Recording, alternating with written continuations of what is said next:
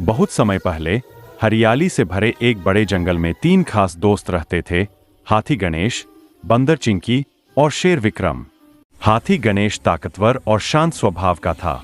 बंदर चिंकी शरारती, बुद्धिमान और हमेशा उछल कूद में लगा रहता था। और शेर विक्रम, वह जंगल का राजा था, लेकिन थोड़ा घमंडी भी। एक दिन जंगल में भयानक सूखा पड़ गया। नदियां सूख गईं, तालाबों में कीचड़ भर गया और जानवरों को पानी ढूंढना मुश्किल हो गया। हर कोई परेशान था।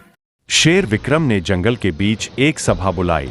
उसने दहाड़ लगाई, सुनो जंगलवासियों, अब हमें मिलकर कोई उपाय निकालना होगा। मैं राजा हूं, पर अकेले सब नहीं कर सकता। बंदर चिंकी बोला, महाराज, अगर हम सब मिलकर नई जगह पानी की खोज करें तो शायद कोई झरना मिल जाए।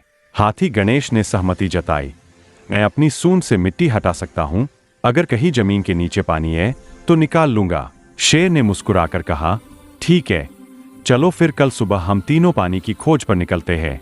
अगले दिन सूरज उगने से पहले तीनों निकल पड़े। घने जंगलों से होते हुए, कांटों और झाड़ियों से गुजरते हुए वे एक अनजान रास्ते पर पहुंचे। रास्ते में चिंकी पेड़ों पर चढ़कर आगे आगे देखता, ऊपर से साफ दिख रहा है महाराज, उधर कुछ चमक रहा है। वहां पहुंचने पर देखा, एक पुराना तालाब था, लेकिन बिल्कुल सूखा। शेर ने गुस्से में पंजा मारा, इतनी मेहनत बेकार गई। बंदर बोला, महाराज, गुस्सा शांत करें, कभी कभी कोशिश कई बार करनी पड़ती है। हाथी बोला, चलो थोड़ा और आगे देखते हैं, पहाड़ के पीछे शायद कोई झरना हो।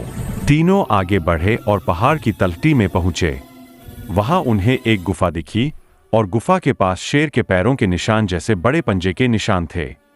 चिंकी डर गया, महाराज, ये निशान किसी और शेर के हैं। विक्रम बोला, कौन है जो मेरे इलाके में आया है? मैं जाकर देखता हूं। हाथी ने रोका, रुको विक्रम, हो सकता है वह शेर भूखा हो या जाल में फंसा हो, पहले देख लेते हैं। गुफा के अंदर देखा, वहां सच में एक दूसरा शेर था जो शिकारियों के जाल में फंसा था। वह कराहते हुए बोला, कृपया मेरी मदद करो, मैं कई दिनों से यहां फंसा हूं। शेर विक्रम ने पहले तो सोचा, अगर मैंने इसे छुड़ा दिया तो ये मेरा दुश्मन बन जाएगा। लेकिन चिंकी बोला, महाराज, असली राजा वो होता है जो दूसरों की मदद करे, चाहे वह दुश्मन ही क्यों न हो। हाथी ने अपनी सूंड से रस्सी तोड़ी और शेर को आजाद कर दिया। वो शेर बोला, तुम सबका उपकार मैं कभी नहीं भूलूंगा। पहाड़ के पीछे एक झरना है, वही मेरी गुफा के पास है। तीनों उसके बताए रास्ते पर गए और सच में एक ठंडी, साफ, चमचमाती पानी की धारा बह रही। पूरा जंगल खुश हो गया। पक्षी चहकने लगे, हिरन नाचने लगे और पेड़ पौधे फिर से हरे हो गए। शेर विक्रम बोला, आज मुझे समझ आया कि ताकत अकेले कुछ नहीं कर सकती, जब तक साथ में समझदारी और दया न हो। हाथी बोला, और यही असली राज है, मिलजुल कर रहना। बंदर चिंकी ने हंसते हुए कहा, और थोड़ा दिमाग भी काम में लेना।